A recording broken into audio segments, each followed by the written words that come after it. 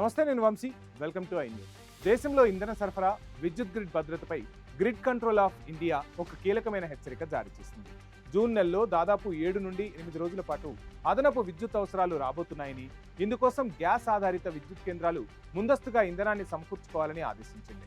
భారత వాతావరణ శాఖ ఈ ఏడాది రుతుపవనాల సీజన్లో సాధారణం కంటే తక్కువ వర్షపాతం నమోదవుతోందని అంచనా వేయడమే దీనికి ప్రధాన కారణం. మరి గల్ఫ్ సంక్షోభం వేళ దేశంలో కరెంటు కష్టాలు రాకుండా సర్కార్ ఎలాంటి వ్యూహాలు రచిస్తోంది? ఈ గ్యాస్ కొనుగోళ్ల వెనక ఉన్న అసలు లెక్కలేంటి? Let's watch this story.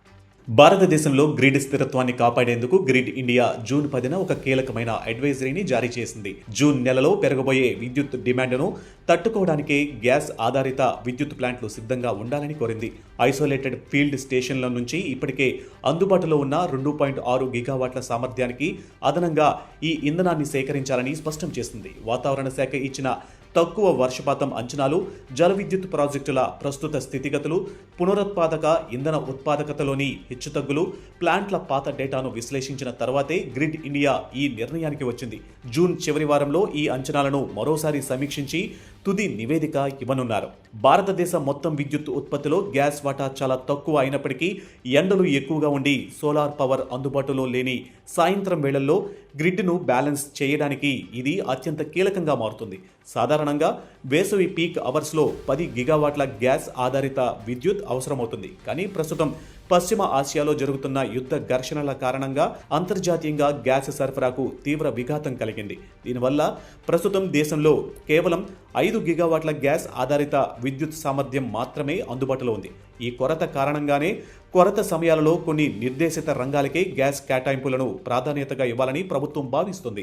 ఈ ఏడాది తక్కువ వర్షపాతం నమోదు అవుతుందన్న అంచనాల వల్ల జల విద్యుత్ కేంద్రాలు తమ జలాశయాలలోని నీటిని ఎంతో జాగ్రత్తగా వాడుకుంటున్నాయి.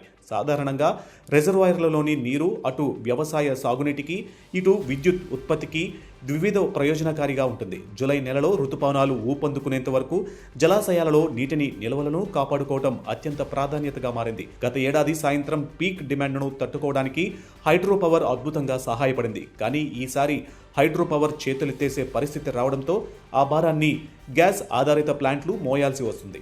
ఈ పెరిగిన ఇంధన అవసరాల కోసం భారతీయ విద్యుత్ సంస్థలు అంతర్జాతీయ స్పాట్ మార్కెట్ నుండి భారీగా సహజ వాయువును కొనుగోలు చేస్తున్నాయి.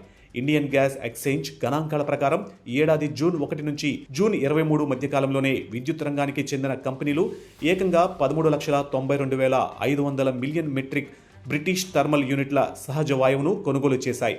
గతేడాది జూన్ నెలలో వర్షాల కారణంగా డిమాండ్ లేకపోవడంతో ఈ కొనుగోళ్లు సున్నాగా నమోదవడం గమనార్హం. లాంగ్ టర్మ్ ఇంపోర్ట్ కాంట్రాక్టులపై వెస్ట్ ఆసియా సంక్షోభం ప్రభావం పడడంతో ప్లాంట్లు స్పాట్ మార్కెట్ పైనే ఎక్కువగా ఆధారపడుతున్నాయి. ఇక ఏప్రిల్ 1 నుంచి మే 31 మధ్య కాలంలో పవర్ కంపెనీలు స్పాట్ మార్కెట్ నుండి ఏకంగా 45,07,850 మిలియన్ మెట్రిక్ బ్రిటిష్ థర్మల్ యూనిట్ల గ్యాస్ను కొనుగోలు చేశాయి. ఇది 2025 నాటి ఇదే కాలంతో పోలిస్తే ఏకంగా 340.4% అత్యధికం. పశ్చిమాసియా ఘర్షణల వల్ల స్పాట్ మార్కెట్లో గ్యాస్ ధరలు చుక్కులు చూస్తున్నప్పటికీ భారత్ తప్పనిసరి పరిస్థితుల్లో ఈ కొనుగోళ్లు జరపాల్సి వచ్చింది. గత ఏడాది ఏప్రిల్లో మిలియన్ మెట్రిక్ బ్రిటిష్ థర్మల్ యూనిట్ల ధర 1,119 రూపాయలు ఉండగా ఈ ఏడాది ఏప్రిల్లో అది 43.5% పెరిగి 1,606 రూపాయలకు చేరింది.